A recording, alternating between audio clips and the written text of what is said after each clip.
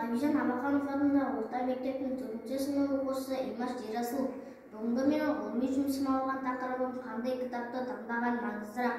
Мақсатым ғылыми зерттеу жұмыстарын жүргізіп, кітаптың заманымызға қажет екенін анықтау. Міндетім кітаптың шығуын зерттеу, кітаптың адам өміріндегі маңызымен танысу, электронды кітаптар мен қағаз кітаптарды салыстыру, қазіргі таңдағы электронды кітаптар мен қағаз кітаптардың болашақтағы тағдырын анықтау. Біз өмірде кітаптың адамға жақсы сыйлық екенін естісек те, бірақ кейбір адамдар кітапты оқымайды. Мысалы, бір адам өмірінде білімді болса, онда оған кітап жақсы сыйлық болды деген сөз. Сол кезде кітап сатылымға шығарылды. Сатылымға шығарылған себебі білімге қарсы адамдар шығарды. Білім болса, Құдайдың алдындағы құрмет болып саналады. Кезінде кітапхана адамның байлығы еді. Қазір тіпті электронды кітап қаланы жаулап алды. Кітаптың шығу тарихына келетін болсақ, ежелгі Египетте, Римде және Грецияда кітапты папирустан жасауды үйренді. Ал папирусты жасау үшін сабақты екіге бөледі және оны суға батырып, бір-біріне желімдейді. Сол кезде папирус болады. Ал бояу үшін щеткамен немесе таяқшамен бояйды. Бояудың өзін жасау үшін көмірді езеді. Сол суреттер уақыт өте келе нашарлаған соң, қазіргі таңдағы адамдар жануарлардың терісінен жасалған пергамент ойлап тапты.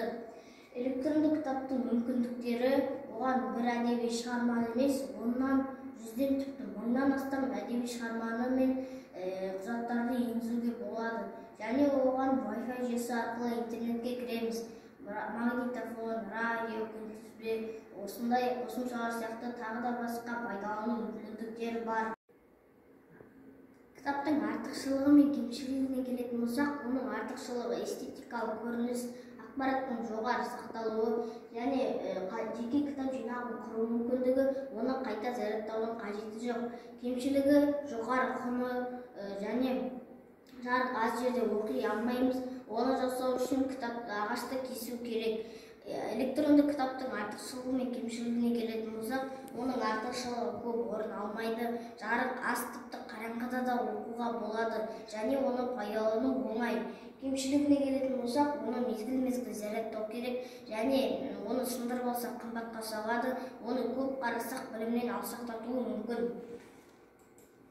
Қағаз кітап па, әлде электронды кітап па? Мен осы екі кітапқа зерттеу жүргізуді жөн деп санадым. Алдымен зерттеу жүргізбей жатып, мектебіміздің 10-ші сынып оқушысы Төлеген Аслан ағаммен кездесуден бастадым. Содан соң 4-ші сынып аралығында сауалнама жүргіздім.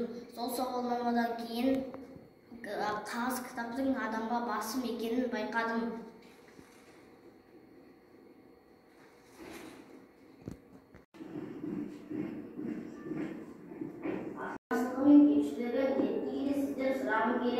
Сіз қалай ойлайсыз?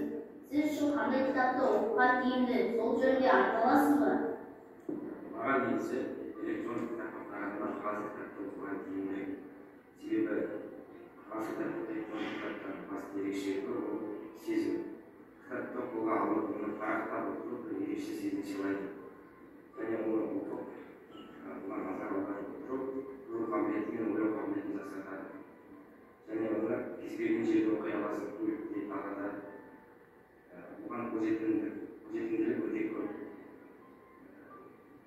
Мен саған кеңесім қағаз кітапты көбірек оқығанын тапсырамын. Шын мәнінде қағаз кітаптың рухани байлық, адамзаттың ұстазы. Кітап бұл күн сияқты сәуле, біздің санамызға сәуле түсіреді. Электронды жаһандану заманы дегенмен бұл кітаптың зиянды жері көп, ал қағаз кітаптың пайдасы өте көп. Сондықтан өскелең ұрпақтың жүрегін тербетіп, қолына кітап ұстатқым келеді. Қорытындылай келе, кітап шын мәнінде рухани байлық, адамзаттың ұстазы, санаға сәуле түсіреді. Мысалы, бала кітапты қолына алып оқығысы келмейтін болса, онда ол кейіннен өзінің бұрмаланған жанын түзете алмайды. Сондықтан да мен осындай жас ұрпақтың қолына кітап ұстатқым келеді. Кітап қасиетті ғой. Айфон мен компьютермен қайда барамыз? Сондықтан да мемлекеттің, мектептің, ұстаздың міндеті баланың кітапқа деген қызығушылықтарын арттырып, және компьютер мен интернетке жол бермеу деп білемін. Ұсынысым, оқушы қызығушылық қызығушылығын арттыруға арналған жаднамалар жасау, білім алушылардың кітапқа тарту үшін әр буын бойынша оқырмандар клубын ашып, сол жерде жұмыстарын жандандыру. Назарларыңызға рахмет.